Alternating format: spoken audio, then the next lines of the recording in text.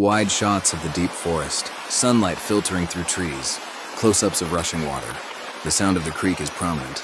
There is a silence in the deep woods that you can only find when you are truly alone. I've walked miles to reach this hidden creek. It's untouched. No trails, no noise, just the sound of water dancing over ancient stones. My goal today is simple: to provide for myself, using only the skills passed down through generations. I'm not here to conquer nature. I'm here to become a part of its cycle. Visual. Slow shots of collecting bamboo, vines, and palm leaves. Close-ups of using a knife to strip bark. The sounds of snapping wood and rustling leaves. Before I build, I must observe. I'm looking for the perfect bamboo, something sturdy but flexible enough to weave.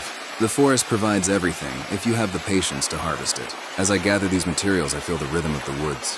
Everything has a purpose. These vines are stronger than rope, and this wood will be the skeleton of my trap. It's not just about getting the job done.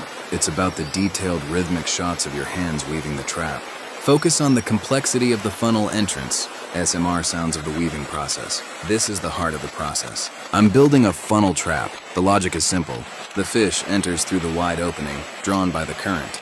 But the narrow inner cone makes it impossible for them to find their way back out. I have to make sure the gaps are tight. If the weave is too loose, the prize will escape. It's slow work. My fingers are calloused, and the sun is beginning to shift. But there's a peace in this repetition. A man-made object slowly becoming a natural part of the stream. Now for the placement. I've found a narrow passage where the current is strong. This is where the fish travel. I submerge the trap, anchoring it firmly with heavy stones. I add a handful of bait, a mix of crushed grains and local insects, to draw them in. I camouflage the entrance with moss and debris. It has to look like it belongs there, like an old hollow log or a gap in the rocks. Now the trap is a ghost in the water. Hours have passed. The light is turning golden.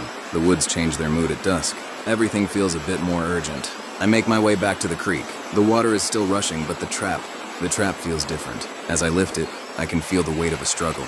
My heart rate picks up. I pull it slowly out of the current, keeping it steady so nothing escapes. And there it is, a beautiful wild catch. The river has been generous today. A meal like this tastes different when you've earned it with your own hands. It's not just sustenance. It's a connection to a way of life that existed long before the modern world took over.